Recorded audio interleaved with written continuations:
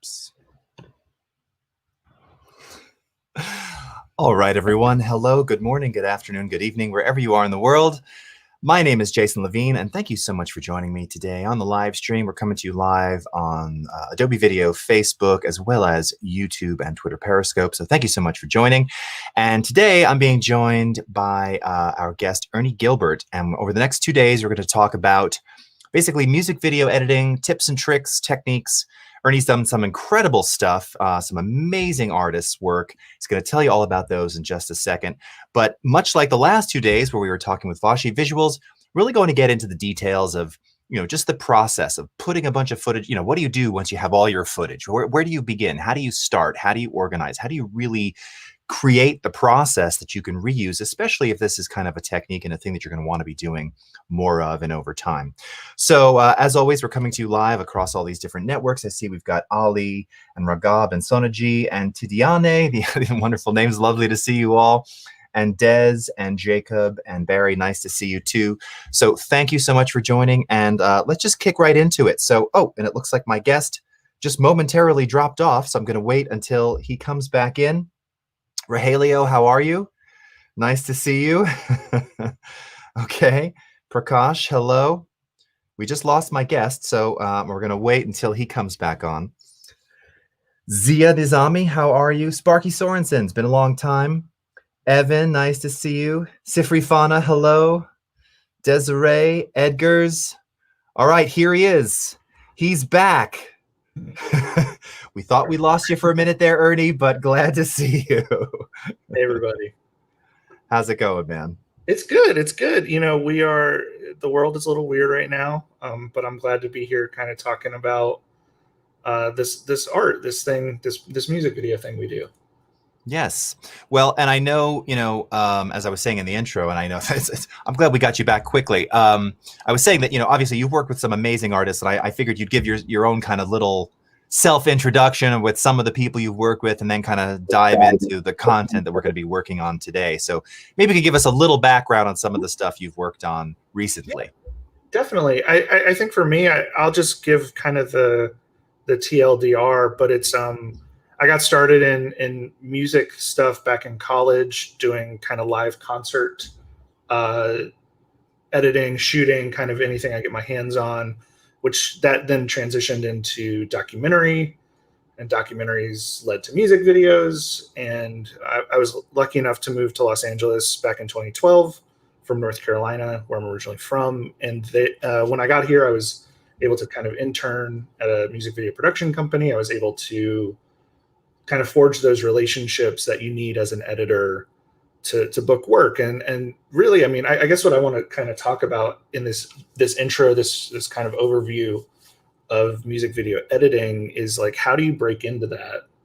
What does that world look like? What is right. A day in of the life, a day in, day out kind of feel for that? Because it can be kind of this like amorphous, nebulous thing that people just don't really, I'm actually going to move this so I'm looking at my camera and not over at the other monitor. Oh, okay. It's this thing of like, well, if I want to do this, how do I do this? And, there's not really a guidebook. I think in the filmmaking world, the closer you are to creativity, so the closer you are to that kind of initial spark of an idea, whether it's directing or writing, and the less technical you are, the more ambiguous it is on how you get into those roles, right? Because at that point, it's like you're somebody's buying you for your idea, not for your ability to carry a light or do something. And so editing is this interesting space that kind of intersects technology and creativity. And I think for me, like my history cutting, I mean, I did my TV show in college. We shot, I don't know, 20 concerts, 3 bands at concert over my time. And you're just churning through edits, and you're churning through like, how do I construct, how do I play with wide, tight, medium? How do I cut to the beat and to the rhythm? And what does that look like? And so to me, editing is so much about getting that experience and those chops, right? Those intuitions and those gut feelings, and like learning how to work within the software and within the technology to do that. And then once you've got that base, it's all creativity, it's all play. It's how can I present something to a director that maybe they weren't expecting or didn't anticipate? Right. How can I solve a problem? Like shooting is hard. It's really hard right now with all the COVID stuff and keeping everybody safe. And so it's like, how can we as editors contribute to, maybe they weren't able to get a shot that they wanted? What's the fix?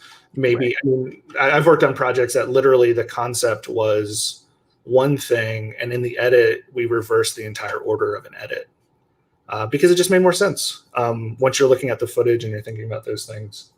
So yeah, just to kind of give a rundown, this is stuff that I wish somebody told me when I started doing all of the music video stuff. Right. And I have to acknowledge for 1 second how just weird it is to just like talk to a screen and there's people watching this. That's right. Thanks for watching, everybody. But yeah, we've got people from all over the world, man. I mean, it's such an international audience. We've had so many more come in. So again, Kamrul and Don and Thomas and Prakash, DPK, Yash, Ali, Dog Soup HD. You are not late. You are always right on time here on Adobe Video Facebook. Bikalpa, Kawan, Tanapat, Krishan, Thomas, Valerio, Carlos, Carly Sule, one of our esteemed Adobe colleagues, is in the chat as well. Great to see you, Carl. Ralph JFX and Addie Singh. So yeah, I mean, I'm imagining, and this is kind of it. When we talked and we kind of did our pre-call, this was one of the things I wanted you to emphasize too, which is, because I get this all the time on my daily streams, which is I wish someone, how do you get started and why is it nobody tells anybody these things up front? We always have to kind of hear after the fact. Totally. And and that's kind of the beauty of this stream, which is we're going to get to hear a lot of those kind of insights. All the secrets. Yeah. Exactly, all the secrets and and none of the fluff. So in any case, look. Oh, and I was going to tell you, by the way, since we restarted you, I'm not seeing your screen anymore, so I don't know if you want to. Sorry about that. Yeah, let me go ahead and share. I'll share that, and then we can start to bring you up. Jazz from Las Vegas, how are you doing? Tarba from Cambridge, UK. Yash from India. Augusto from Guatemala. Amazing. Eli from Michigan. Steve from Manchester. Let me dig in real quick then on just like how do music videos work? Because this was something that I didn't understand right away, and it's obviously an ever evolving situation. But at its core, it's kind of a fun example. You can take how music videos work and you can apply it to film and television. You can apply it to commercials, kind of all these things. But basically, at the core of it, you have a client. The client is the musician. Right. So let's say hypothetically, I did a video for Lizzo 2 years ago or a year and a half ago. So Lizzo has a song, Lizzo needs a video. Lizzo's label then reaches out to production companies and directors for a creative treatment. And every artist is different. Some artists have a vision already in their mind of what they want the video to be. Some want people to just pitch based on the idea and what the budget and the timeline is. So anyways, the label gets all of these pitches together, these ideas. One is chosen. A director is chosen associated with that pitch. That director usually has a production company. They go out and they shoot this idea. So that treatment, that pitch is kind of the script of the music video, the Bible, the core creative idea. They get on set, sometimes things come up. People's schedule changes. Maybe there's a guest feature on the track and that person can't show up that day. So they got to reevaluate. They got to green screen them in as a hologram later. There's infinite possibilities to figure it out. So that's what all happens before I even get involved. Mm-hmm. Then let's say it's a director I've worked with before, or it's a label that trusts me to complete an edit. They will reach out to me and they'll say, hey, this is our timeline, this is our schedule, this is our budget. And this is the treatment. And I use that treatment as a way to kind of gauge, is this a project I'm interested in? Is this something that I'm going to creatively gel with? I think editing is one of those things it's almost like it's like acting or it's like writing. You almost have to cast your editor because different editors excel and love different things. Some editors are very motion graphics heavy, very VFX heavy, very they want something to flow from here to here. Other editors are maybe more narrative focused. They like things that are a little bit more straight, a little more cinematic, a little more specific. And so what I do is I look at that treatment. I look at the director's other work. I look at I listen to the song. Right. As an editor, you're going to listen to That that song helps. Yeah.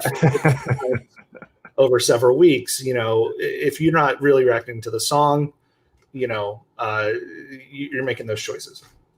And so the footage comes in, and I often try to ask my production companies to try to slate things, try to run a scratch mic, try to prep things in such a way that when it comes into the edit, we're able to spend more of our time being creative and less of our time kind of organizing. Technically fussing about, Technically fussing about things. That doesn't always happen, Right, sure. We're working with, not to be too hyperbolic, but we're working with big artists who have very limited schedules. Sometimes a director only gets an artist for several hours. Right. And then it's that director's job to streamline things. Maybe it was a very complicated idea. Well, what's the simple version? They're figuring out a lot of stuff on set, and it's my job to kind of be the voice that's detached from that. I do love going to set. I've been able to go to set and visit some of my director friends throughout the years, but there's something nice about not going to set and not knowing that this shot took 3 hours and right. And I'm going to cut it and I'm going to break it, the production designer's heart because they built this thing and it just doesn't work. So that's kind of just the basis of how it goes. And here's where I want to just kind of inject a little bit of advice. Going back to that idea of things I wish people had told me that I've kind of figured out. If you're trying to break into music video editing, my biggest advice is to find people, both directors, producers, production companies, and other editors whose work you like. By finding those people, both people who are at the top of the craft, the award-nominated people, and the people who maybe are in your peer group, right? If you're just getting going, you're finding other people in your peer group. Editing is this funny thing that every job needs it. We need it now more than ever. I feel in the pandemic, in the work from home, editing absolutely. Is thriving. But it's also simultaneously this kind of dark art, mystical, misunderstood thing sometimes that's not super sexy or in your face. Choreography is cool. Being a DP is cool. You get to play with the cameras and set up lights, and being a director and controlling the creative is very cool. But editing is this kind of understated thing. It's solo work, right? You're alone, you're in a dark space, you're isolated. It's there's a lot of isolation, right? What I have found is I think I've been able to kind of carve out my corner with my director relationships, because at the core of it, it's just not there's a real need for it. And so my encouragement is as you're navigating these things is we live in a time and an age where it's easier now than ever to reach out to people, to kind of track who's doing what, who's making the things that inspire you, who's making the things that really get you fired up. And there's just so much. I'm a big fan of a lot of directors of photography. I follow them on Instagram. There's so many just Q&As and people sharing behind the scenes and people talking about their work. Anytime somebody reaches out to me, I really try to make an effort to get back to them and to answer questions, because it's just it's fun and it's nice to share what we know and to do that. And so I just, what I'm getting at is if this is a thing you want to break into, finding the people whose work you really look up to, and the people whose in your peer group, in your local group, whatever, reach out to those people, forge those relationships, because I can track every job I've ever booked back to a relationship or a job or an opportunity that I had. It's a snowball effect. If you can get 10 directors who like your editing, you're never going to not be editing. Right. And this is something that this was kind of brought up yesterday, and I don't know if you'll speak to this a little bit, but you kind of already did, which is not only do they like your style, but obviously the working relationship with you is also proven itself to be fruitful. We can work with Ernie and we know we're going to get a product, and he's going to be creative, because we only had the artist for 37 minutes and he turned, one green screen shot into, this 3-minute masterpiece or whatever it is. So I imagine a lot of that, it's the relationship too, right? And this was something that Vashi was saying yesterday. It's you've got to be able to work with people, and you have to be, it's not even so much being likable, but you have to be, you have to be malleable and amenable to working with others and really forging those relationships, regardless of like all the creative technical skill and other things too. Yeah. Definitely. I mean, to me, it's a, I worked with an editor named Kyle Ryder, who's a good buddy of mine. And his whole thing was like, you're in the room with people so long, Right. like sometimes you're a cheerleader, sometimes you're a therapist, sometimes you're a punching bag, whatever, like, right. Or just a silent observer, you know, right. Yeah. Half the job, you know, I don't want to like ruin any magic for anybody, but like there are editors who can edit as well as me. There are thousands of them. Right. It's how do you navigate the room of 14 different opinions? Right. How do you keep people motivated and excited and positive? I mean, half of being an editor, half of being a good editor, in my opinion, is being willing to say yes. Yeah. You may vehemently, I do, this happens all the time, and I'm not perfect at it, but you may vehemently disagree with a note. That's stupid. It'll never work. That'll never work. Well, it'll never work. But just put yourself in the shoes of a director or a producer or creator. Like if I went to McDonald's and I was like, can I get a double cheeseburger, no cheese? And they were like, yeah, no cheese. That's just not going to work. It's not going to taste as good. You freak out, and there'd be a viral video of you freaking out in McDonald's saying that. You want to. It's I call it like it's editor bedside manner. Yeah, and it's figuring out people, and that's the art. The art is like maintaining your integrity as an artist, maintaining your vision as an editor, maintaining your creative input while navigating all these things. And the unfortunate thing, but also I don't know.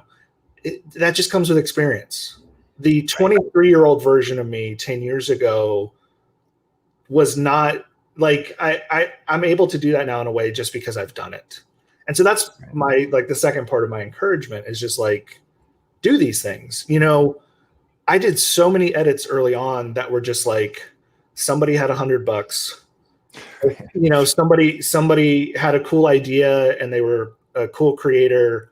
And it was just like, okay, yeah, I'll do it, you know, and don't be too picky and view every project as an opportunity for that experience. So yeah, so that's kind of like, that was just all I had. I've got my little note over here. That was like little notes about what this is, how this works, where I come from, all of those things. Before I dig into like technical, but basically to outline what we're going to do over today and tomorrow is, the rest of the day, I have a video that I directed at the end of last year for a friend of mine who goes by the name Young Student Loans. We're going to take that footage. We're going to run it through the entire pipeline of an Ernie edit.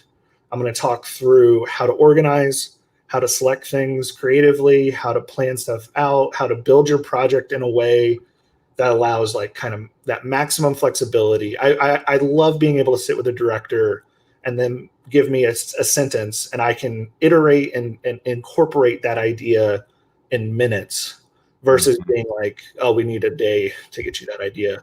Right. I want to walk through how to set all that up, how to do that, how I look at that creatively. And then tomorrow, what we're going to do is we're just going to go through an org project. We're going to make an edit and it might be garbage. Okay. Right. But yeah. But that's part of the fun of editing. It's like you can do 1,000 garbage edits, and all you need is the one that worked, and it worked. That's right. That's right. And so that's really true for all creative disciplines, right? I mean, that's kind of the thing is, and I've talked about this too, where especially if you're starting, right? And I imagine you've you know shared this with other and you sort of young up and comers, but it's like your first edits. I mean, you could get lucky, but the chances are the first ones they're not going to be the best, right? They're not going to be super spectacular. Mine are still pretty bad, you know. To me, it's, if you've ever cut with me, like I love analogies, and one of my analogies is that editing is like working at a potter's wheel. My girlfriend does pottery; she's taught me how to do it now, so I can actually use this analogy correctly. So you could make a bowl that's a bowl, right? Basically, if you're trying to make a bowl that's going to hold some ramen, I love ramen. don't we all? You Editor staple, I think. Yeah. you don't start with like the most perfectly shaped, beautiful, exquisitely designed, painted, colored, whatever bowl. You start with like Right. a blob. A blob. You drill down into it. You open the hole up, and you could fire that first thing, right? That first little thing you do. That's right. Throw in Can the kettle. become something, right? It could hold some ramen. It's not going to be great, but it could hold some ramen. It's not going to look awesome, but it's going to work, hopefully, without leaking. Yeah, right. But that's what editing is. Like, it's right. you throw a little bad bowl, and then into the kiln and fire it up. And well, what I'm saying is you don't even fire it yet. You mold it and you shape it, and you push it, and then when your clay dries, you trim it and you pull stuff out. And then you glaze it. You put, the glaze on it in different colors and different layers and splatter and whatever. And then you make a finished product. And it's a constantly evolving thing. Yeah. And so those bad edits are how you get to good edits. Absolutely. That's again a little piece of gold right there. And that's true for everything. I mean, I'm the first to say as well. When I go back to some of my first like audio masters and productions from 20 years ago. Which I thought were really hot stuff. I mean, they're not. Yeah, they're bad. They're just not great. They're just not great. But there was so much flair because of my excitement around them. That you have to have that, right? You have to have you have to have self-belief too, even if it sucks. Yeah, right? I love.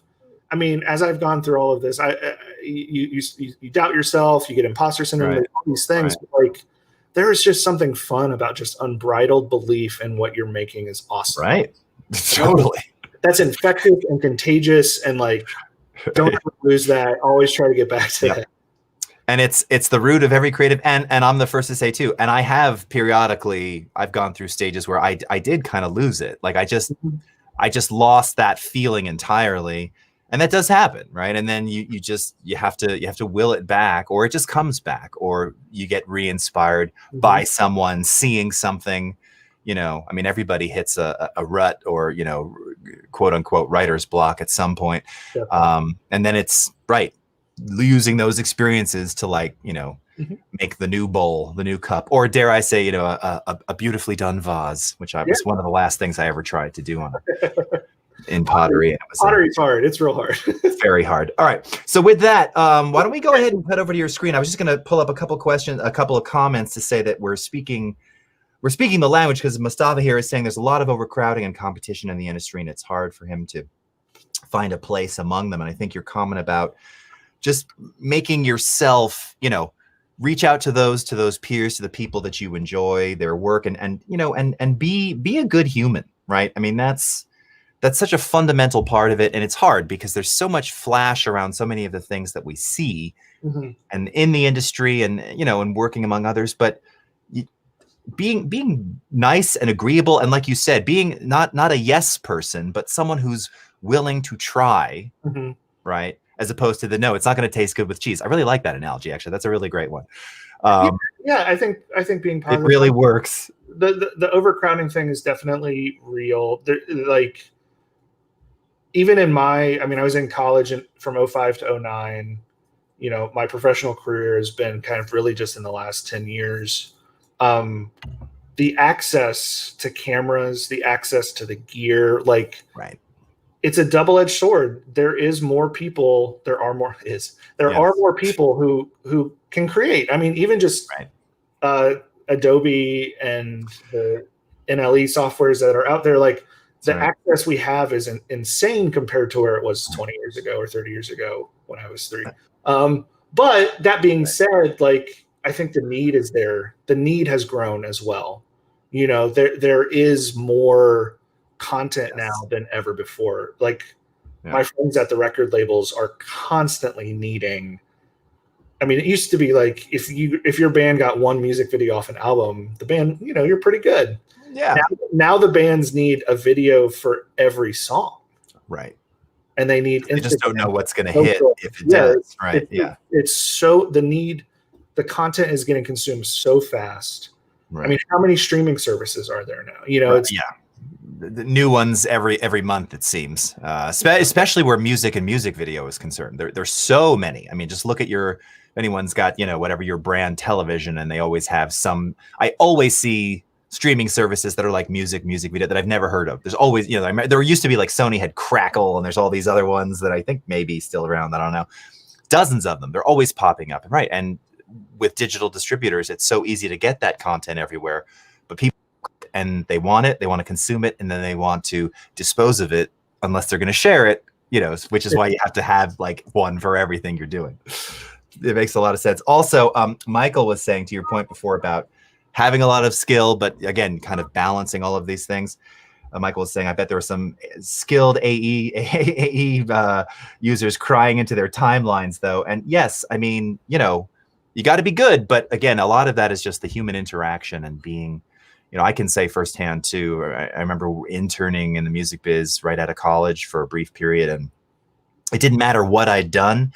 And you just had to kind of be nice and willing to, and internships can go either way in some cases. We know this now, but willing to do, to experiment a little and to be agreeable, right? To show that like, hey, you can play on this team. You're a team player. I like that. Like, let's help everybody. To me, I was an assistant editor for several years in television. And to me, it's about taking initiative. You're definitely like in any industry, there are nice people to work with. There are not nice people to work with. Sure. All you can control is your input. Am I going to take the initiative? Am I going to kind of step up to the plate and, do an assembly edit of a scene, take a stab at something, try something, ask for opportunities. You have to do all that. It's this tough thing too. There's been several people I've talked to over the years who are just kind of like, how do I do it? How do I break in? How do I do it? And the unfortunate thing is there's not a clear. No. I wish there was. I mean, I want to do more directing in my life. I wish there was a clear. I'm very logical. I love to-do lists. I wish there was a way to just be like, if I do these 3 things, it's like it's like combining 3 items in a magical quest, and then boom, that thing has happened. But it just doesn't happen that way. I mean, real talk. The This Is America video that I did, which I am incredibly grateful to have done. I love that team. I love that video. I'm proud of what was created. Yeah, it was pretty game changing, man. Let's not undersell it too. It was a game changer. But that was one of the easiest edits I've ever done. Really? Oh, how funny. 100%. To your point, right? Yeah, that's. But I was in the position to do that video because I had done 20 other videos, right, of various degrees of complexity and various struggles, but that video that effectively changed my ability, my career, opened doors in ways that I had never seen before. Because I'm not. My dad is a mechanical engineer. My mom is a seamstress. I'm not from entertainment. This was a new world to me.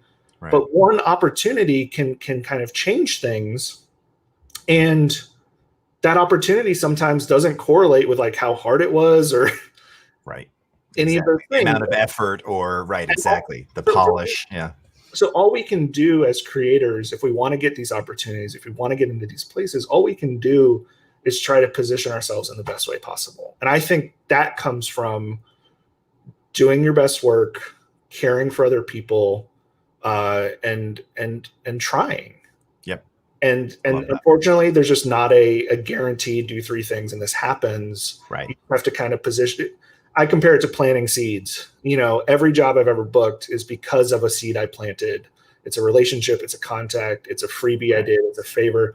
I'm prepping a project right now where there's friends that I'm saying, hey, I went to bat for you. Can you guys kind of help me out on this thing now? And it only comes from like kind of putting your input into it. Right. Is there any other kind of general big picture questions before I dig into? I was answering some as we were going, so. I just want people to have an opportunity, like.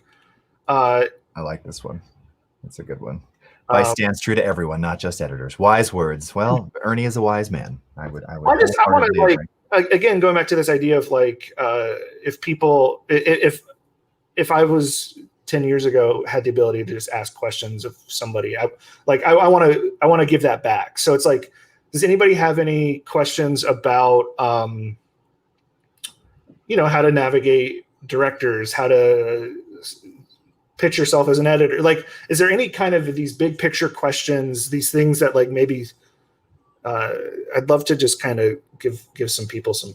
Yeah, well, okay, so here's one from Gabriel, who's coming to us from Lusaka, Zambia. So how did you get into editing sort of major music videos? I mean, you talked a little about, and you kind of said it already, but you started out doing Friends and other things. But how did that first one? Do you remember how the first one came about, like major artist?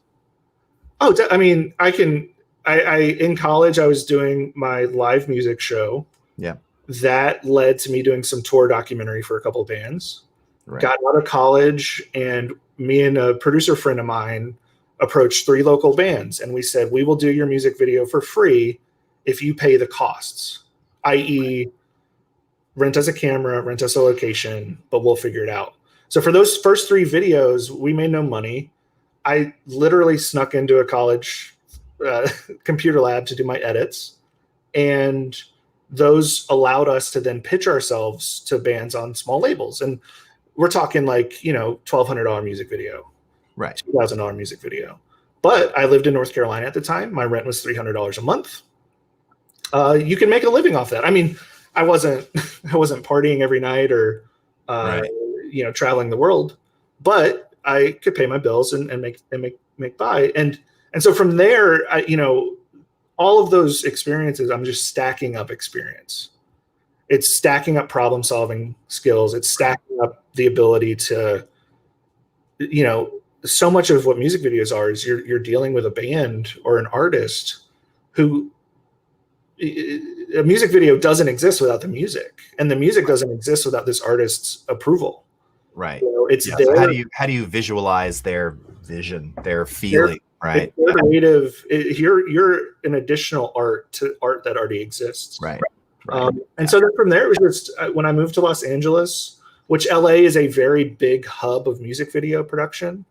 Just a quick sidebar. There's a couple websites. There's like imvdb.com, which is the Internet Music Video Database, which shows you production company, director, production designer, editor of all of your favorite music videos. There's blogs like Video Static, that are industry specific to music videos. And they're constantly saying, oh, so-and-so just signed with this production company. So-and-so just did this job. Check out this list. Here's the top 5 videos of the month, whatever.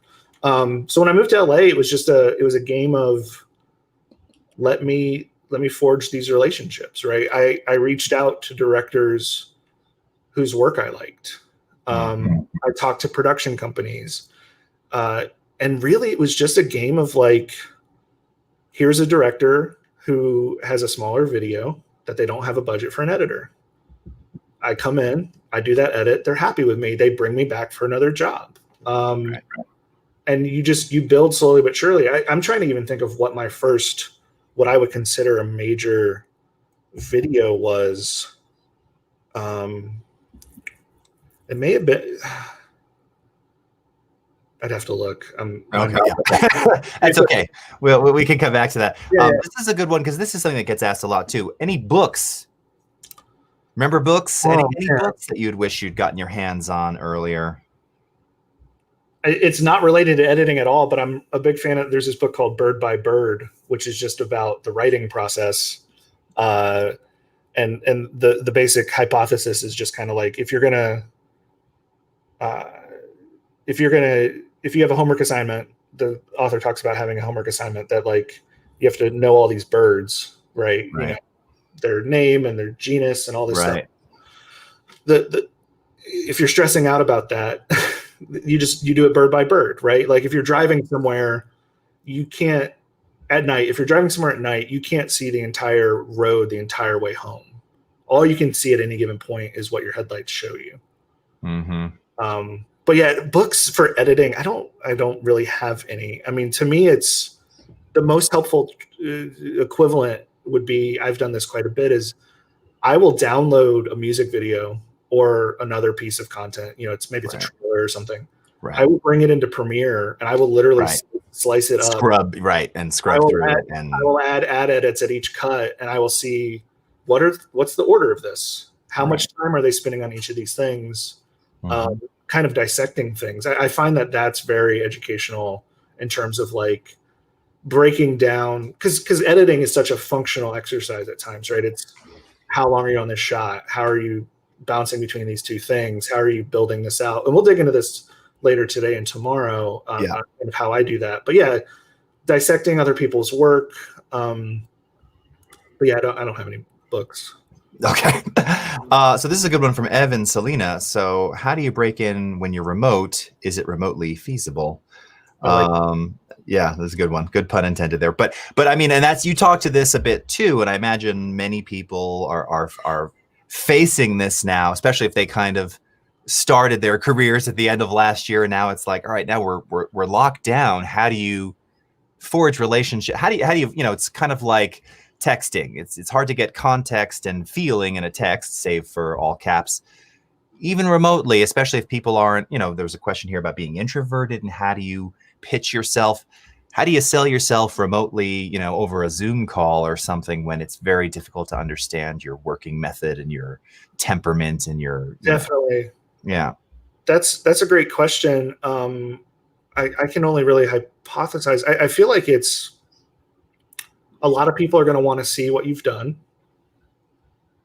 So it's if you're not in a position right now where people are asking you to edit things, it's figuring out things you can edit.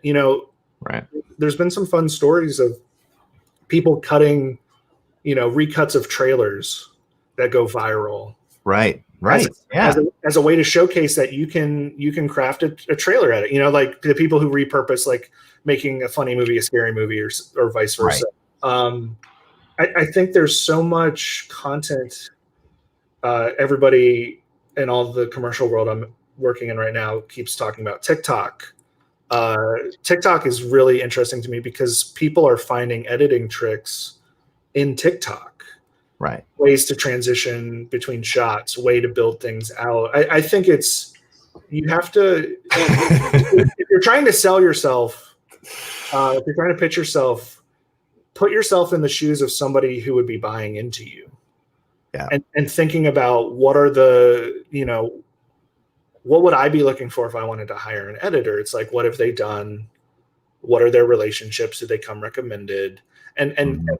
positioning yourself, everybody's experience and place is different. But if you have access to the tools, it's doing those test edits, doing recuts, trying things out.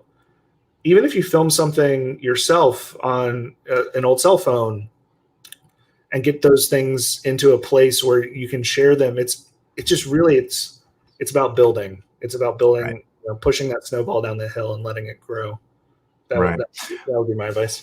I like that. Okay, one more before we get to your desktop here. To what extent do you consider yourself like a storyteller? This is actually great because we've talked about this a lot, and I imagine, particularly with music video, because again, you're kind of that adjunct creative side of, you're a different art being added on top of art, Mhm.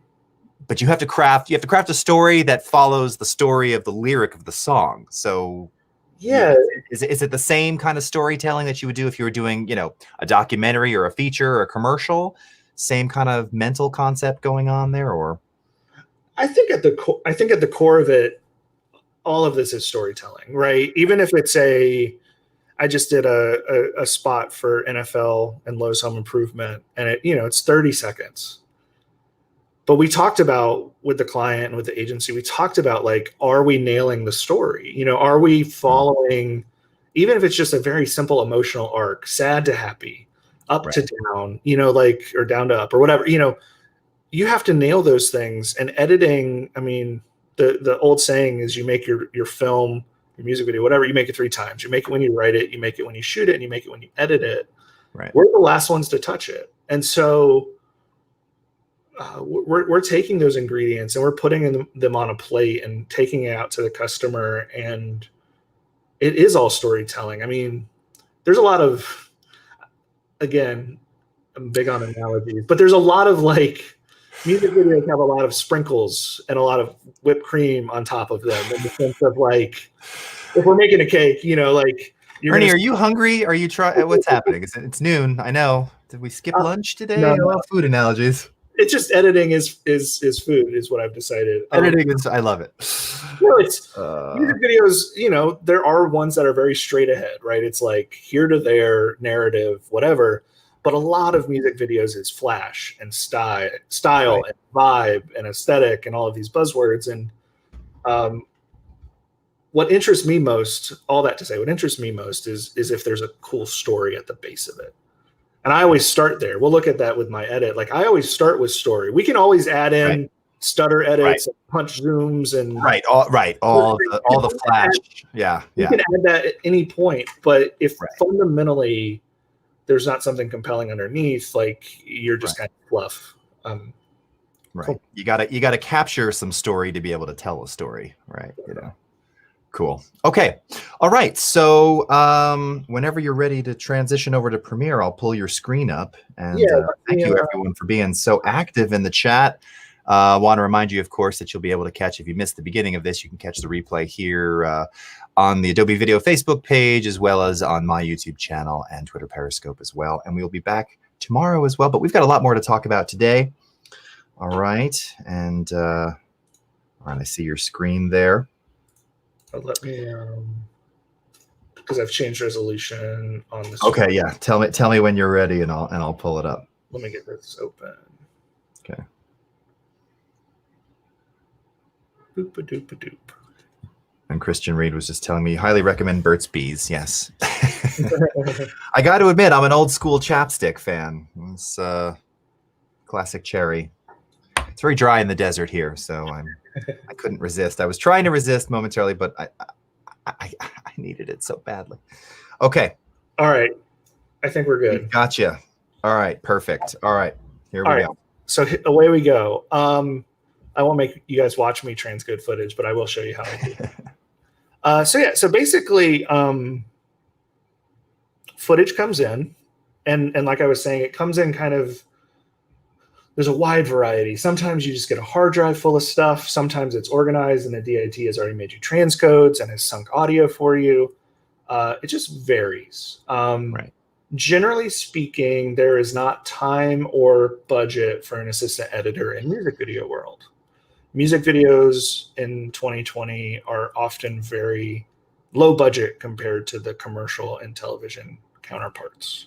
Which does not necessarily translate into lower views by any stretch, right? I think that's a huge point to make. Yeah, that's the fun thing, and I think once you get into music video land, like the addiction is a job will get awarded. They'll shoot it on a Friday. I'll get the footage on a Monday. The first cut is due that following Wednesday, and then it comes out the following Wednesday. Like, wow, my TV shows. The TV shows I've worked on, there's been projects where like season 1 of Barry, we cut, what was that, summer of 2017, and it didn't come out until spring of 2018. So there's such a lag time. I did a feature earlier this year that like may not come out until next year, Right. Probably 2021. Yeah. But a music video is like, it's got to come out. And then you get that instant kind of feedback, right? The YouTube views, the conversations, the blog posts. Right. People remixing it and re-editing it and making artwork of it. There's just a fun immediacy to it. Right. So, and I know you talked about earlier when we chatted, like, because I know people are always asking about formats. I know you said a lot of the stuff gets shot on Alexa, right? That's pretty standard, probably just in LA, or maybe just the stuff you're doing. But right, you have a lot of Alexa content. Yeah, I would say the majority of the music videos I cut are Alexa. Not ARRI RAW. It's usually just ProRes Quad, 3.2K. A lot of people are doing the LF and the bigger sensor stuff now. Mm-hmm. This video, the little walkthrough we're going to do. This was a Canon C200. So, nice. I basically, and everybody has a different workflow. Everybody has a different process. So this is not law. But I like to, and this goes back to kind of my early days. Computers are better. The software is better. Like everything's better. But I always do an offline transcode. The reason for this, for me, is I am incredibly impatient. I hate waiting for anything. And oftentimes I'd reach for it, but I'm afraid I'm going to unplug it. Production will send me like a lacy rugged, little, bus powered USB or Thunderbolt drive. Mm-hmm.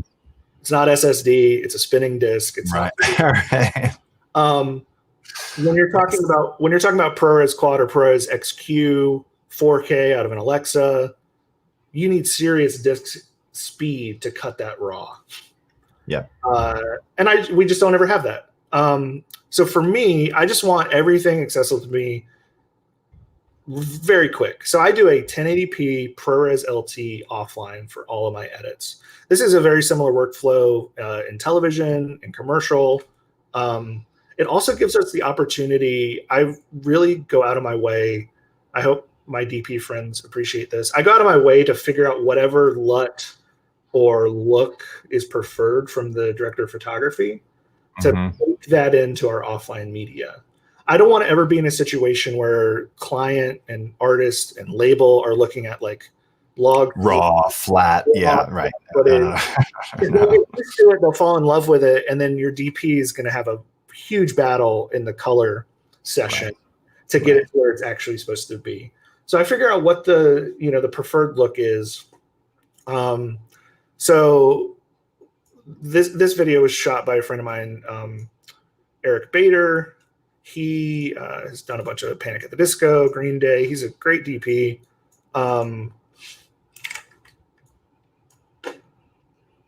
In Media Encoder, sorry if I'm moving quickly, I would just bring kind of basically these are the 3 cards we shot. Each of them has a number of clips. I'm bringing those all into Media Encoder. I did this the other day, so it's still set up the way it was. But I'll basically just kind of step in, highlight all, go into my settings. This warning is just saying, hey, you're changing the encoding settings for all of these different files. You sure you want to do that? I do. So I hit OK. That's going to bring up the Media Encoder window, which what's great about this, what I love about this is like I can kind of scrub through. I can look at what the footage is. And this just makes sense to my brain. So you have your format. We're going QuickTime. Under QuickTime, there's presets. For this, my offline I like to make is ProRes 422 LT. So I click that. And then, or do I need to zoom in on this? It's okay right now. If you wanted to, you can hide that the thing that's the sharing thing. You can hide that. And then if you just want to make it large, yeah, that's it. That's better. Yeah, perfect. Do you have a preset where you've set like the LUT as part of the preset, or you just do it manually based on, I guess it would change, right? Yeah. So it would change. So I do it based on whatever the director of photography or DIT, whoever I have contact with on set, I pull it from there. Yeah. I always try to get scratch audio. Like the C200 has a built-in mic, so I know we have audio. Sometimes the Alexa doesn't, but export audio, export video, keep the file name the same. Under the effects panel, you can add in name overlay if you want to bake in a name. You can add time code overlay if you want to bake that in. I usually don't. I was going to ask what you because again this is your offline. So yeah, what do you do because the client's seeing it? So do you leave the time code so they know that it's kind of in progress, or do you watermark it in some way? So when I export a cut, I bake in time code for the cut, and and that's kind of my way of delineating that. At this stage, though, I don't want to. In case we're going to like zoom in on this, a lot of editing for music videos is adding a post zoom, a post stabilization. I don't want to bake in a time code here because that would then get scaled up. Right.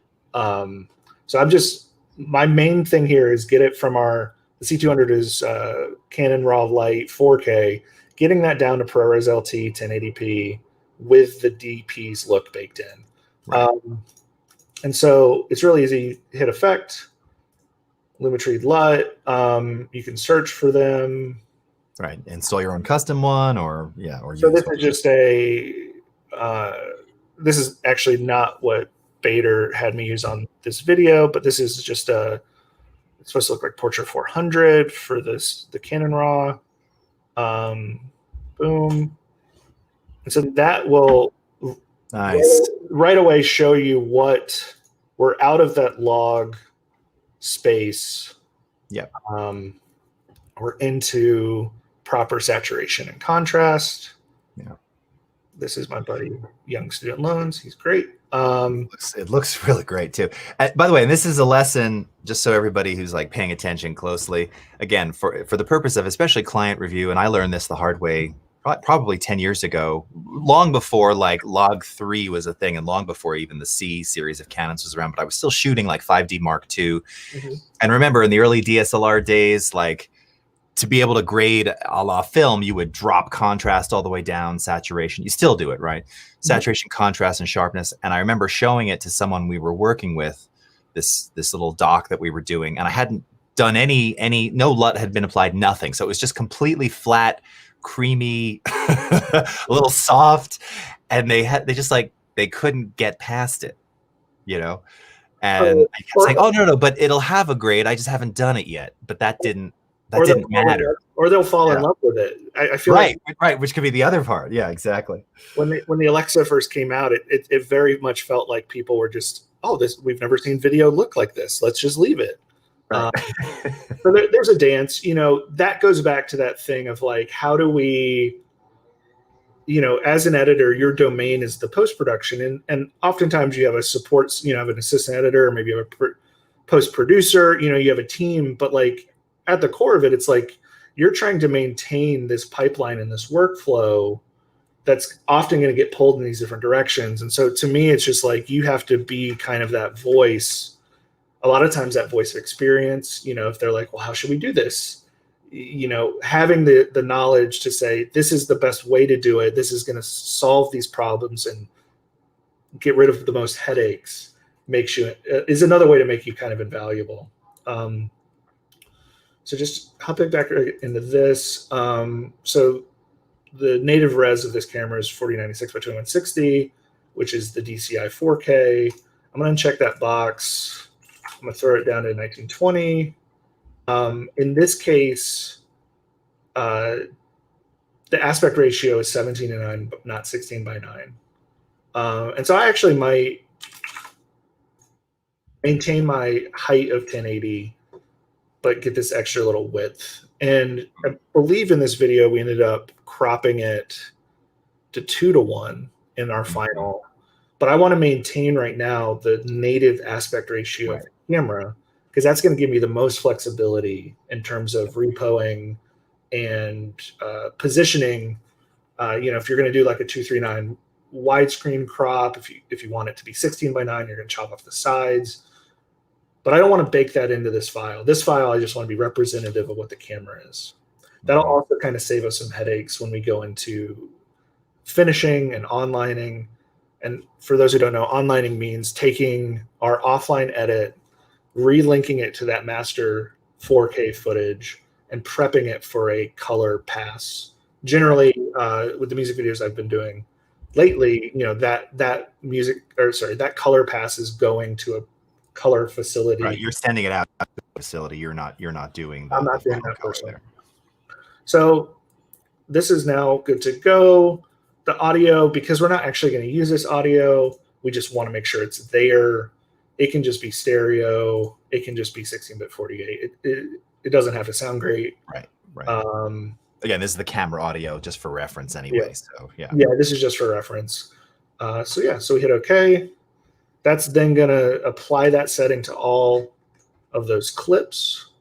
If you then click on any, with all of them selected under the output file, if you click on any of these, which if you drag it out, you can actually see that it's a volume 5 terabyte media reel.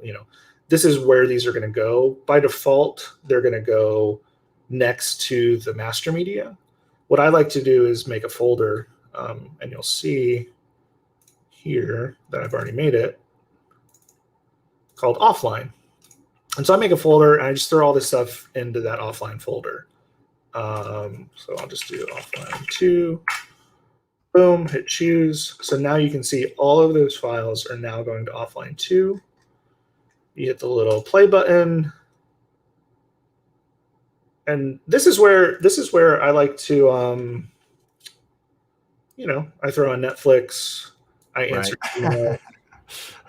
I have found that like anyone that I feel like is adverse to putting this time up front in a project, what I would say to them is like, you're going to save this time tenfold by not having to fight these files on the back end. Right. Basically, what I'm getting at is like, if you're working with that raw 4K footage the entire time, your hard drives are moving slower, your exports are going slower, everything is just a little slowed down. Right. And so I love to just set this stuff up, let it run. I'm going to stop that though, because we don't need to do that because I've already done it. Right. And so just to give you kind of a little bit of a hide meeting coder. How did we do? What was it? Shift plus. Oh, there we go. Command Option plus. Yeah. So you can see my offline folder, 35 items, 91 gigs. And then if I get summary info on the master media, I don't know. 1.16 terabytes. Oh, yeah. So significantly reducing the size of my footprint. The nice thing about this too is this 91 gig offline, if I pair this with my project file, I can put it on a shuttle. I can have it, my assistant editor can have it. I can take this and walk over to my laptop, if I'm cutting from a different place. It just makes things so much more just kind of modular and tight. So I guess, do we want to open up? Actually, I'd like to. Can we just open if there's any questions so far? Yeah, I've kind of been answering as we're going, so I think we can move on. Cool, perfect. Let's keep going. Cool. Well, what I'm going to do now then is I'm going to open up Premiere.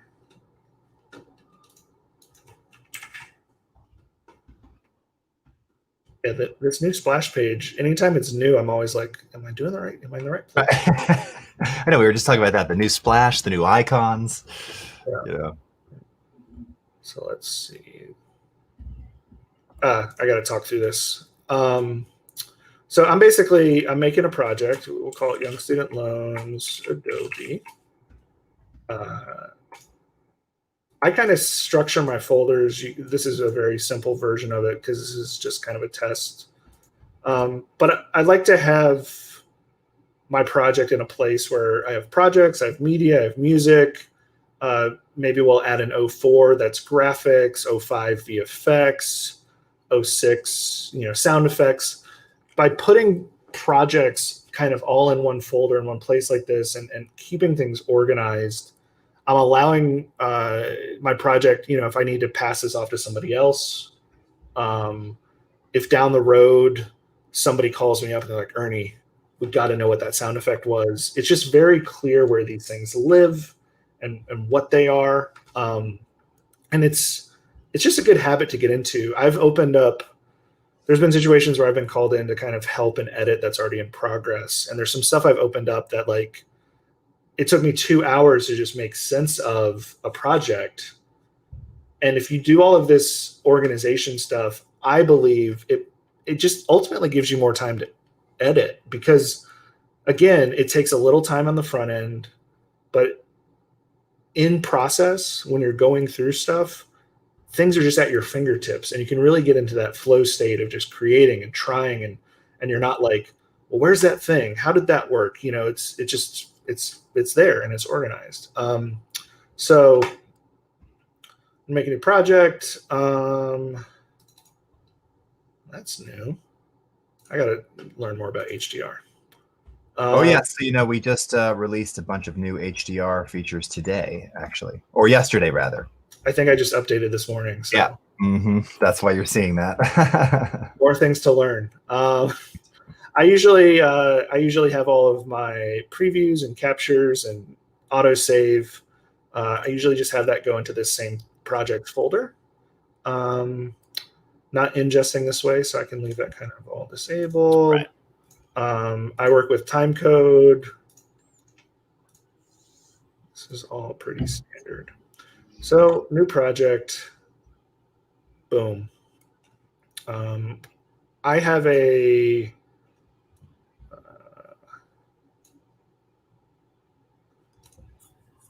the workspaces thing is great. People do different things. I'm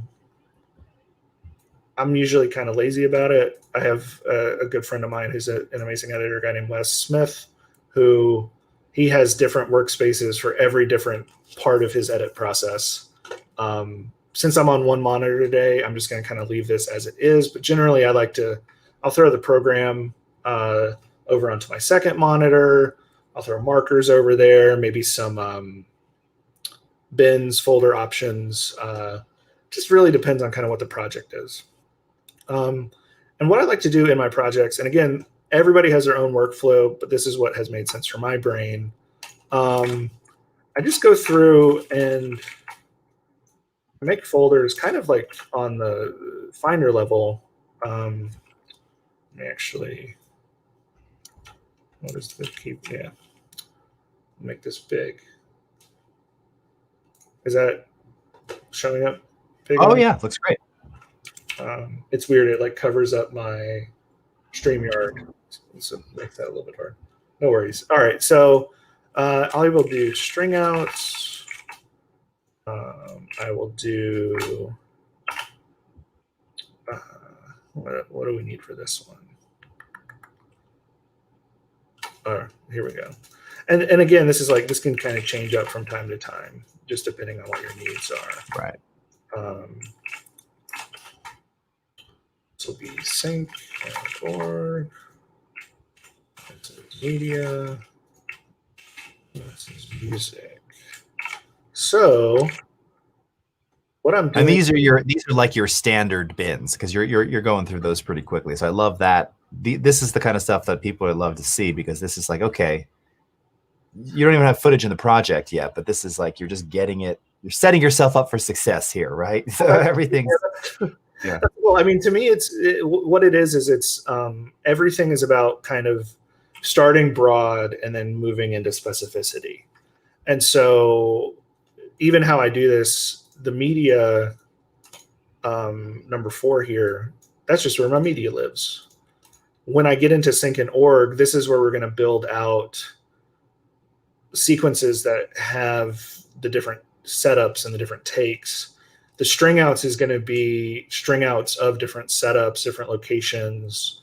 The selects is the most, those things that I like the most from the string outs. And so I'm just kind of building, this is very broad. We're getting closer, we're getting closer, we're getting closer.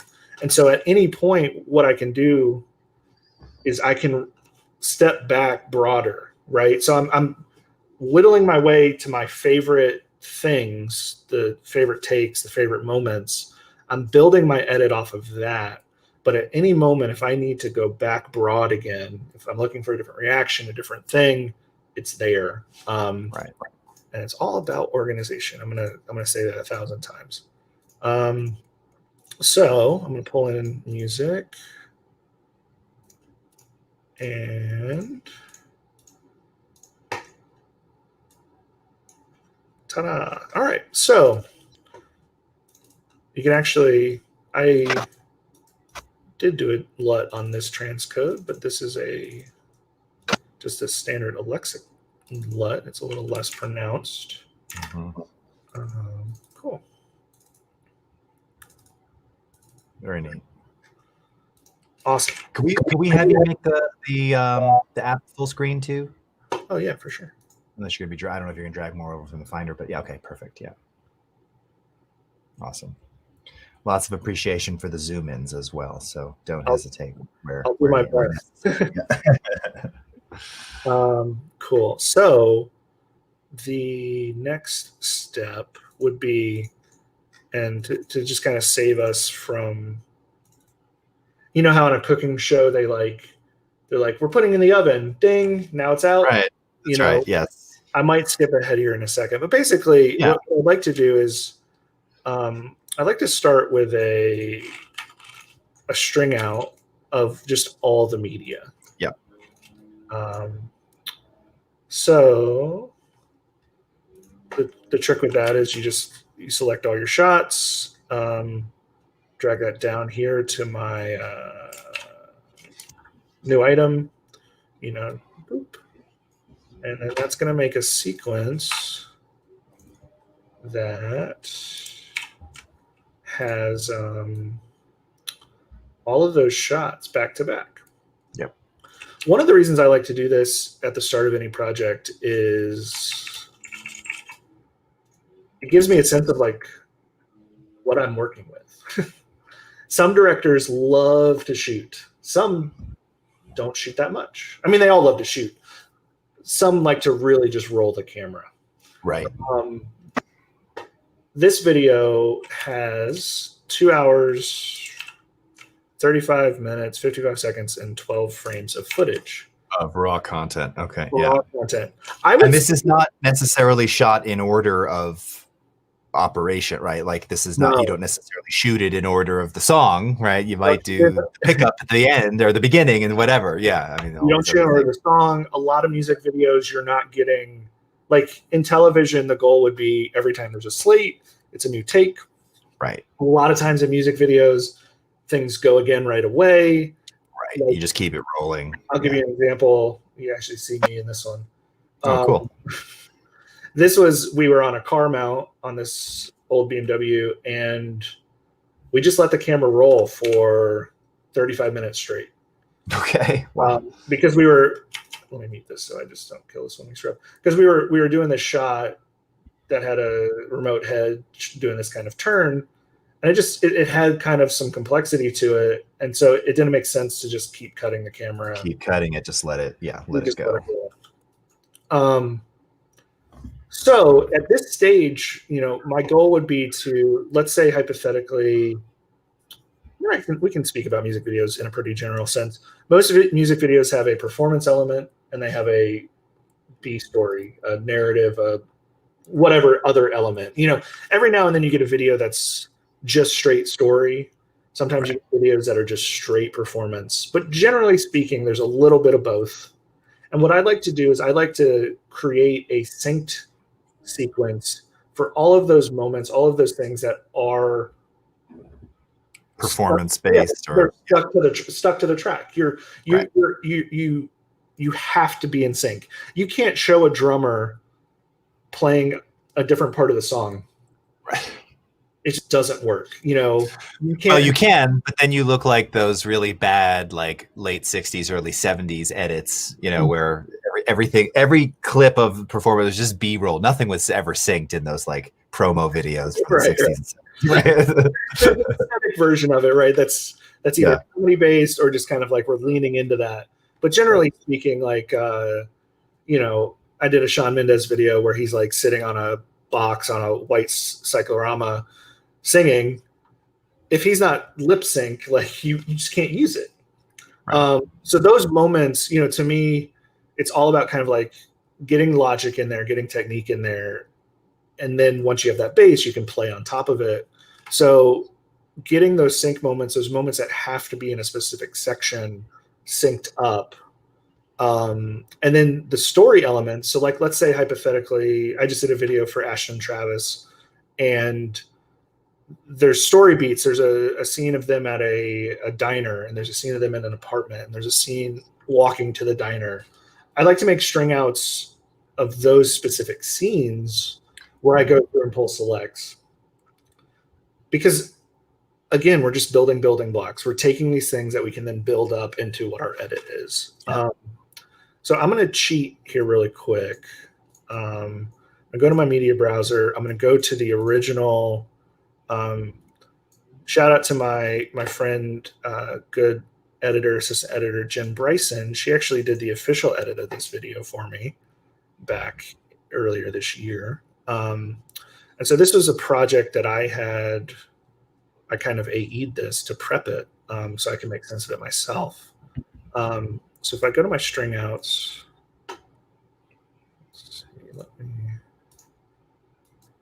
So that I'm using Media Browser here to browse into Different projects. different project. And what I'm going to do is I'm going to actually drag. I'm going to make a new folder here.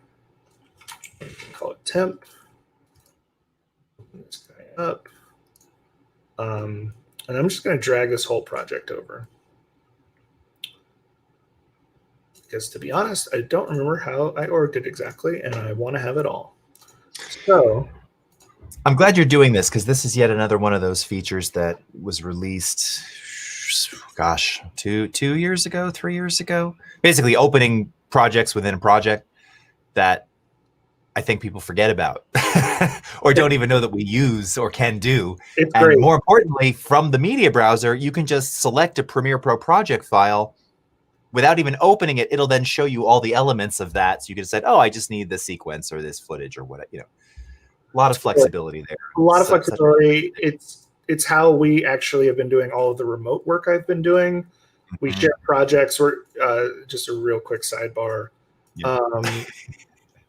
Because I'm a nerd and I love this stuff. Like, let's say hypothetically, this all synced sequence. I wanted to share this.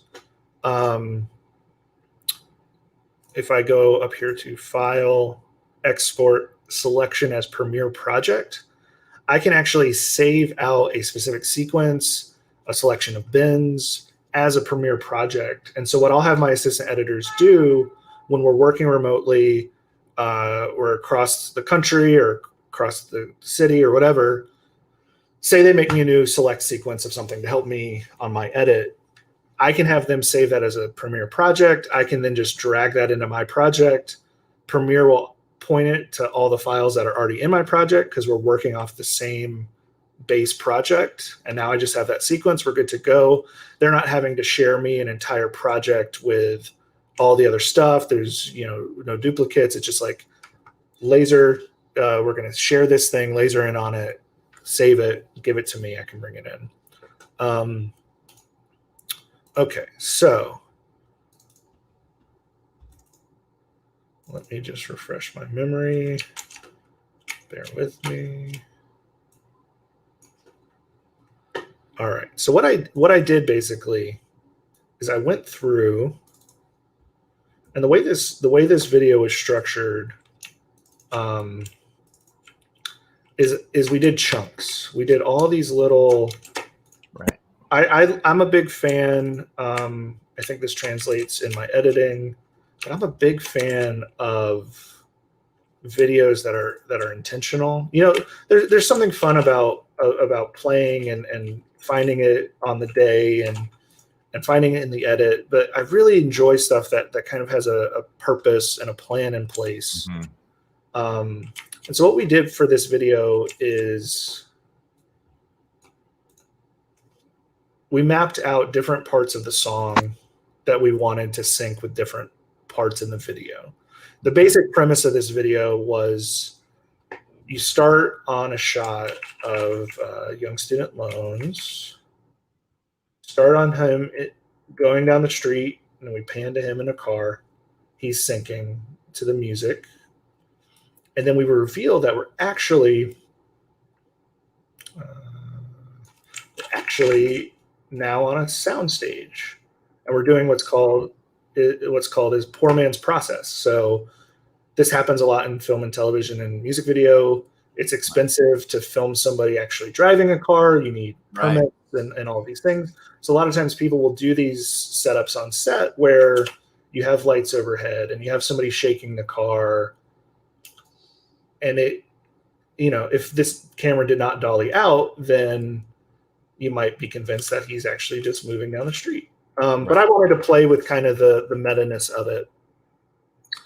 And so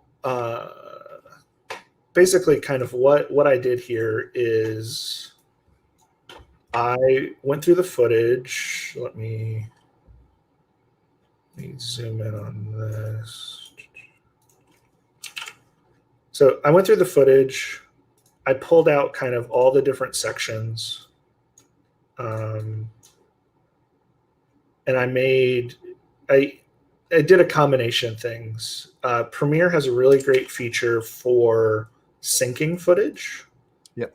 Where you're able to, because these clips all have audio, you're able to select clips, select the music. Let me zoom in. So like, I'm not sure these are going to sync because this may be me just talking. Right. Something else. Right. Yeah. And we're going to go for it. We're going to go for it live. We'll see. We'll see what it does. You select your music, you select your audio, create multi-camera source sequence. Let me zoom out so I can zoom in again. And so Premiere has great options for syncing. You can do in point, out point, time code, sound time code, or audio. We want to do audio. We want to do a mix down. I like to leave clip names because then I can kind of just see what the camera it was. Most of this can be just set to automatic. These things you can dig into really if you are working with different audio layouts. That's a more technical discussion. So you hit OK. It's going to process this. Could not synchronize one or more clips because the match cannot be found. I'm really curious to see what, because I just picked 2 clips at random. But I think this may have worked. So this was a take where he is. Can you cry? Yeah. Let me turn that down. Sorry. Yeah, no, it hurts when you hear me tell a lie. Yeah, yeah. It's a reboot, so put that shit aside. Yeah, yeah. If you push me away, I might fall off a cliff. So this is like, I started back in 2006, 2007, and Final Cut 7. You would have to go through and manually set an endpoint, find these things, and then we had pluralize at one point. But the fact that I'm able to just throw, I mean, like, let's listen to this audio. I'm really curious.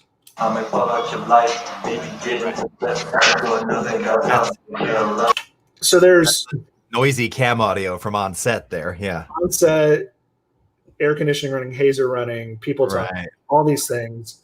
And I can just hit a button and basically, so oftentimes if I get scratch audio from the production, I'll just let it run through all the clips, and I use that as like a jumping off point. If it finds 10%, that's 10% I don't have to manually. That you don't have to manually link up. Yep. No, I say this to people all the time, and that's the thing is, it doesn't always, and pluralize is funny. You mentioned that does have some things that our native sync can't or doesn't do as well, admittedly. But I'm the same. If I and it's funny, I've been working with my young son doing gaming videos, shooting multicam because, you know, he's 8, so of course it needs to be multicam. But the second camera, I'm kind of following him around in the studio, so it's not always, you know, it's every now and again I'll start it and shoot something from one angle, stop, shoot again. Right. I throw all of those clips, so there's a continuous video always of him playing, and then there's another one which is again capturing the sound, same sound, but it's momentary. This thing will sync up all of those things, and there'll be blocks. There'll be, you know, I can see all the gaps where I didn't use the second camera, but it's surprisingly amazing, even when the audio is kind of dirty or noisy. It's great for documentary work. It just even narrative stuff. We've used it to just kind of throw it at it, let it sort it out. Mm-hmm. Anything that takes the tediousness away just lets us just have more creativity. Absolutely. That's why I'm always telling my producers, I was like, throw a scratch mic on there. Like, you're paying me money. Do you want to pay me to be syncing footage or doing your time worth to you? Exactly. So what I've done basically already is I went through, and these were either sync maps that Premiere did for me on my own, or sync maps that I had to do myself, because a lot of these, like this one, for example, you can actually see that 1, 2, 3, 4. These 4 takes are all from the same clip. So the director, that dummy, he just kept rolling rather than cutting and going again. Some directors do that, and so in that case, I either needed to manually find the start point and sync this up myself, or make sub clips of these different chunks. I'm fast at doing it manually, so I'm pretty sure I just did that manually. And so what you can see here then is these are all, this is another thing that I just absolutely love, is I have a hotkey set to enable disable. Mine is Control B. And what that allows me to do is you can it's like turning layers off in Photoshop. Right. You can have all of these things here. You can let stuff sit out up top, throw it over here, and it's not going to play back. If I scrub through or if I press play, it's black because it's disabled, but it's still there. And then I'm not having to dig into another place. It lets me, I'm a big fan of timelines just kind of being this big playground of trying. Like your canvas, yeah. Because a lot of, not to bust any bubbles or whatever, a lot of editing, a lot of music video editing is just trying. It's trying things. It's finding a happy accident, juxtaposing this with that, and you're like, whoa, that works. And it's not something you would have ever done. And so anything that I can do to just be in that place of play and trying, that's where I want to be. Yeah. So we'll just kind of, like I said, we're going to cheat a little bit. So I'm going to pull all of my sync and org stuff from this old project. So while you're doing that, was this particular music video, was it actually done with multiple simultaneous cameras, or it was basically one cam at a time, and this is a lot of B-roll and other things that you're kind of flying in, but this is all single cam. All single cam. And the goal here was, again, to make something that felt like we were kind of playing with the meta-ness of filmmaking and music video production by kind of revealing, seeing the lights. Narratively, he ends up at one point, there's two other actors in the video with him, and he's kind of shunned by one of the other actors. And she's kind of talking to the other actor. So we're just kind of playing in that space. And so these are all so you can see here so if I step into this track, this is the entire song. Right. But I'm only referencing kind of after, where's my 2 minutes in, 2 and 11 seconds. Right. So these shots all just correlate with that part of the song. Yeah. If I step in here to number 2, this is actually the whole song, but you can see that this stuff is only designed to cover somewhere in that first minute or so or whatever. Yeah. So like I said earlier, like I want access to all this stuff, but then I'm whittling it down. I make these synced sequences. For this one, it was just numbered based on like setup number. But sometimes this would be like, this is like from the Lizzo Juice video. This would have been Lizzo talk show, right? So this would have been, if you guys remember that video, there's a scene in the Juice video where she's like on a late night talk show. I would have all of her moments synced from that setup in its own sequence. In its own sequence, yeah. So it's there, it's ready, it's available. This is what I call no sync. This video, most of it was lip sync, but there were a couple sections, like our actress here, which is kind of like riding in the car, looking out the window. She's not singing with the song, so this could go anywhere. We had some fun B-roll of the headlights, or just kind of our different lighting gags, these different moments. Right. And so this is a space where, and a lot of my other editor friends kind of work this way. I would go through this. Part of my process is I'm going to go through this. Like this gag is Young Student Loans. One of his things is he has featured milk in some of his other videos. He has his like hat that says Milkman on it. We went and we bought all these little skim milk bottles. So it's kind of a meta joke. We also had a PA, or maybe this is one of our grips or gaffers, just kind of walking around with a light in the background. But I would go through and like, you know, the meat of this shot really is Young Student Loan steps up to the table. He looks, he puts the hat on. So what I like to do in this situation is I will move a select up to the second video track. And so this is all for the non-sync stuff, right? This is these narrative bits. In a video that's more narrative oriented, it might be, you know, person, like I was saying, that Ashton Travis video I just did, you know, there's diner, there's apartment, there's walking to the diner, there's the delivery man, there's all these different beats. Each of those would get their own string out sequence. So again, it's just, directors like, hey, do we have another take of that? Do we have another version of that? Do we have a better? Do we have different? Right. I have a string out for all of those. It's like having good file, you know, a file system at your library or something. Right. and by doing it this way, by moving things up to the second video track, I still have access to that raw footage, because you never know, like so much of editing is, again, it's starting with what you know, it's starting with what the base of it is, but then every now and then there's like a take, there's something that happened, you know, serendipitous, I can't speak. There's something that just happened.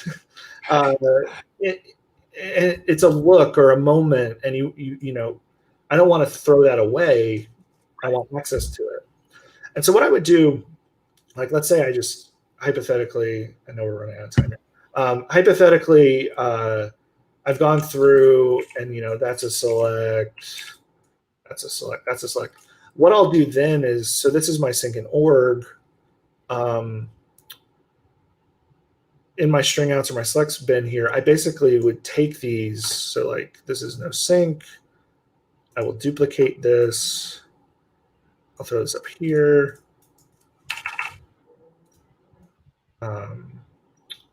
Sorry. So no sync would actually just be this as it was. Right. Just all laid out. The string out then becomes this, which I'll zoom in. The string out becomes just like all the footage back to back, selects on different video tracks. And sometimes you get like, this is just gold, you know, like something really good, and you want to move it up to 3 or 4 to really just differentiate what that footage, what that moment is. Then I would take that out of my string outs into my select stage. And so this would become then no sync selects. And what this becomes is actually just up a little bit, sequence, clear all my markers out. This would just become then those that I raised to video 2 or higher. Right. And so I've now, like, at this point in the process, I would have gone through, I would have done this for everything. Right. And that's where, like, editing is you're doing this by yourself. You need to, like, maybe you have an assistant editor helping you, but at the core of it, what's the best way to explain it? It's like in math class back in middle school, when maybe you knew the answer. You knew like X plus Y. You could just solve it, and you're like, the answer is 7. And the teacher would be like, no, you have to show your work. Right. Part of editing is being able to show your work. You're going to want to show like your version. You're going to have a vision for what the edit should be, but the director didn't sit with you while you did all of these selects. The producer, the label, whatever. You need to be able to show your work, because, you know, even at the level that I'm lucky to get to make music videos at, people still want to see other options. Right. I'm not turning in a cut and they're just like, thumbs up, you know, you're done. Right. I need to be able to defend my choices. I need to be able to show other options. The director would come in and I didn't, maybe they intended something on set. We didn't have a time to hop on the phone before I started to cut. I need to be able to, say, oh, okay, you had a different vision. Let's, look at what that looks like. If I'm just tunneling in on what I want, I'm not doing a good edit, in my opinion. It's that simultaneous dual track of make the edit that like was intended and planned for, make the edit that's what I'm pushing for and what my creative vision is telling me, having both options, having all of those things ready. And so then from there, this is where, let me duplicate you. We'll just, again, we'll do our cooking show skip a little bit. So if I step into,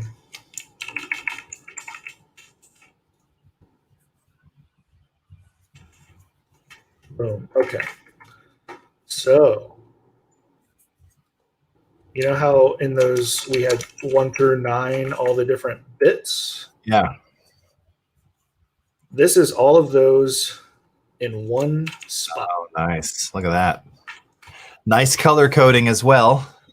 Yep. So are these color coded by the select sequence in this case? So those are each of the those mental bit. Yeah. Yeah. Nice. Each of those little bits. And so this video, because it's so structured, like this green stuff,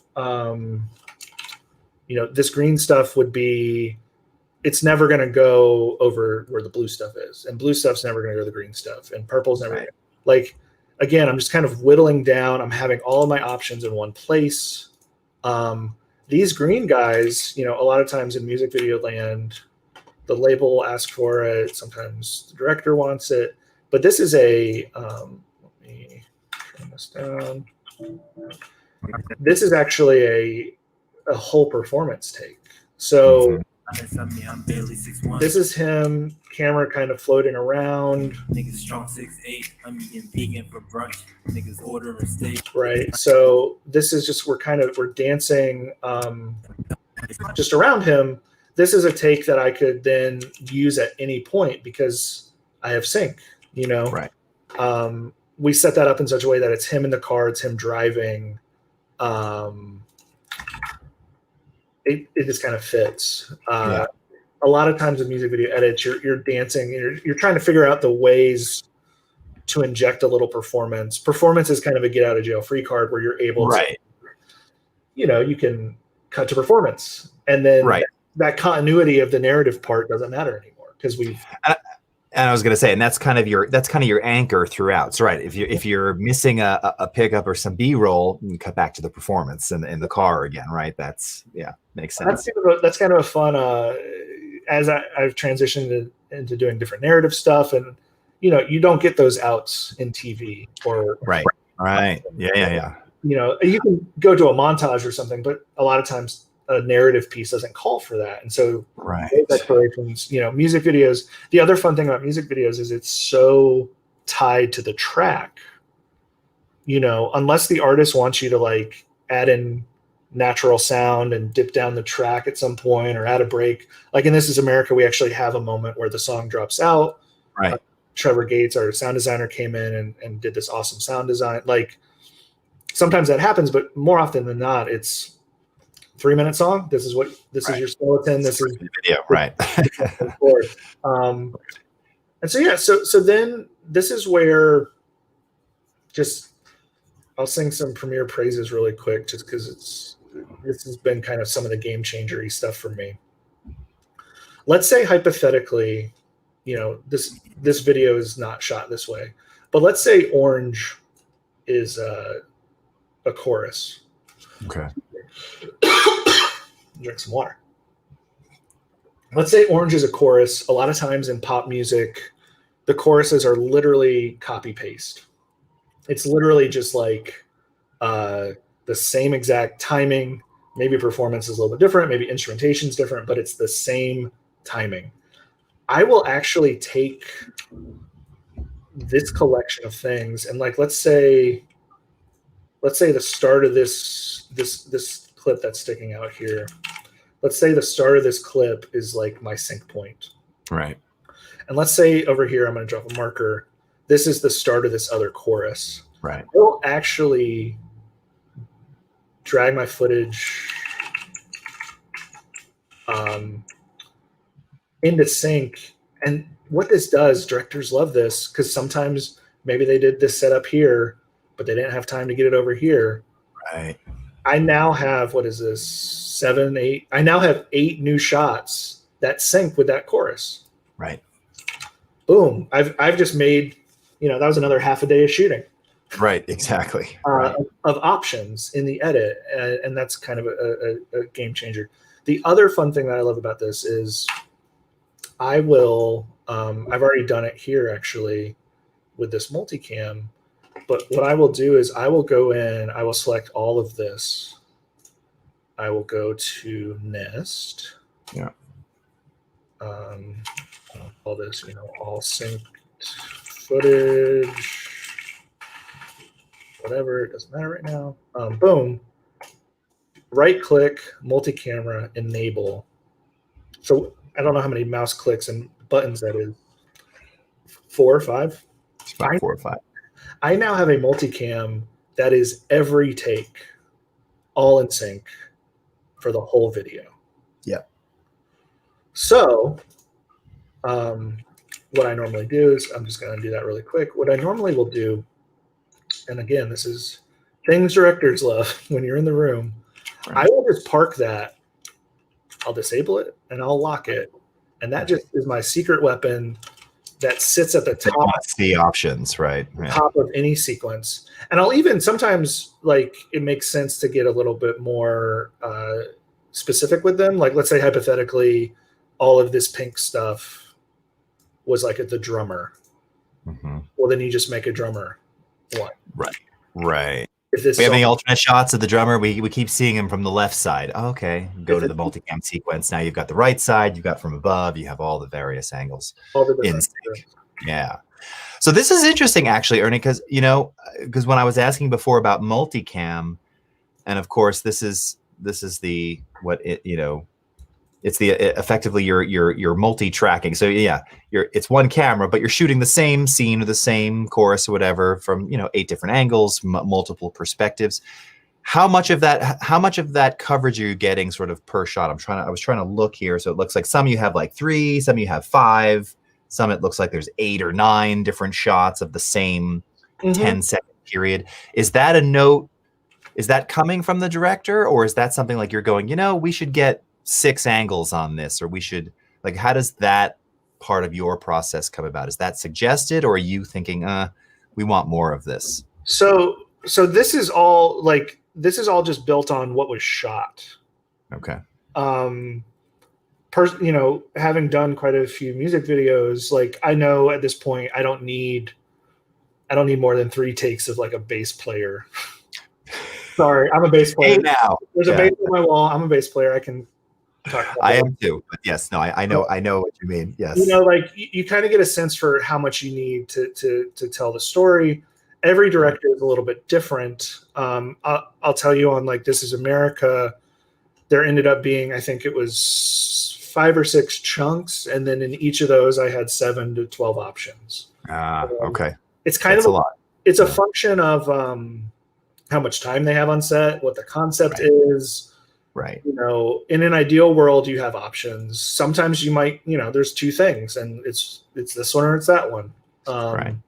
And then there's stock video for the rest. Yeah, I mean, this one was the type of thing. Like if we kind of look through this, this was all of our kind of our hero pull out to reveal the set.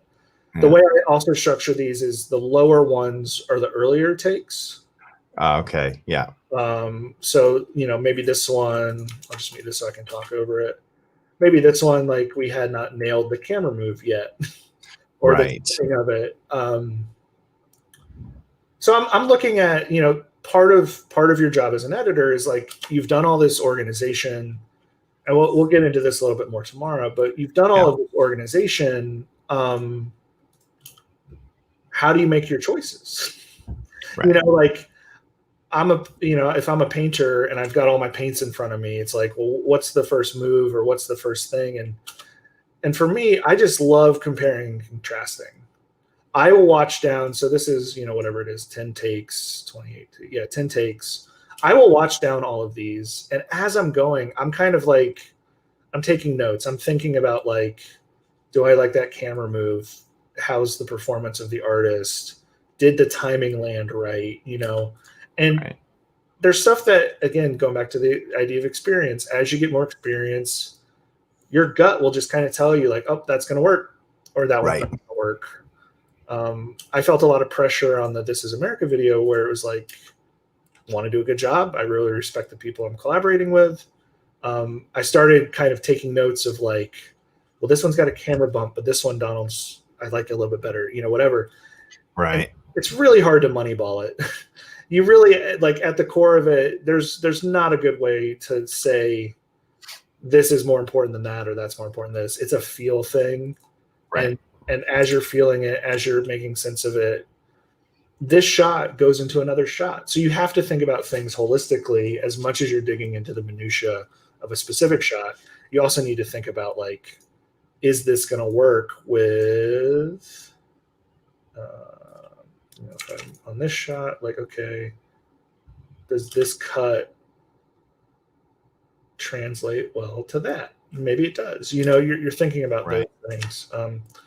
So I would go through, kind of make these selects. And that's really, I think that's where I want to leave off today, technically. Yes. Because Perfectly timed. I want to give us the ability. I don't want to like spoil too much. I want to dig into this video and look at takes with people and talk through the creative of like how I'm making sense of, we'll kind of talk about cutting to the beat and dropping markers and right. Where do we, what's our first pass look like? And we'll get into all that tomorrow. Awesome.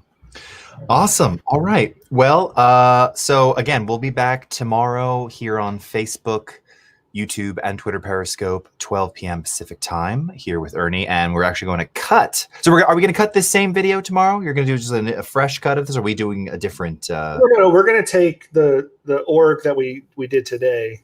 Okay, and we'll continue. We're going to go through the creative process. We're going to talk through, what shots I'm picking, how I'm cutting, and we'll just we'll do a whole thing. Awesome. Did any questions come through or anything? Yeah, I've been answering. There was one last one that I thought I would bring up, and this is something which you talk to this a lot, but I like this concept of, how do you make your vision matter to the director if he has his own vision of the edit? You kind of spoke to this already, but would love your I can give kind of final thoughts on that. Yeah. Final thought on that. It's a dance, and at the end of the day, you're a part of another person's vision. A director brings on the team to implement their vision. And so it's every director is different. Some want an editor to come in and solve all their problems and give them options that they react to on a macro level. Some directors want to sit there. I've had directors who have wanted to be able to access the project themselves.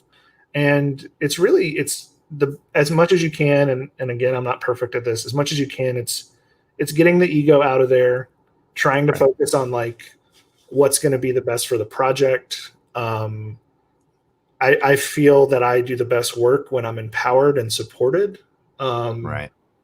That's my advice to anybody who's working with an editor is like empower and support them, and they will go to bat for you, and they'll give you things you never expected. But like anything else, it's a dance and it's a conversation. And I think the more you communicate, I love directors who have references. I love directors who are able to pull.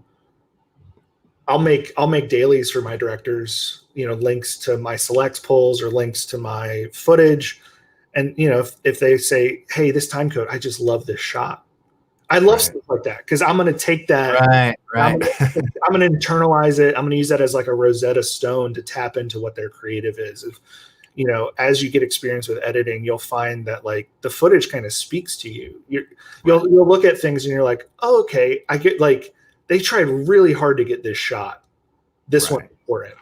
Or they, you know, this person likes to cover a lot of stuff in these big wide shots. Well, why is that? You know, you're starting to kind of like tap into what they were going for.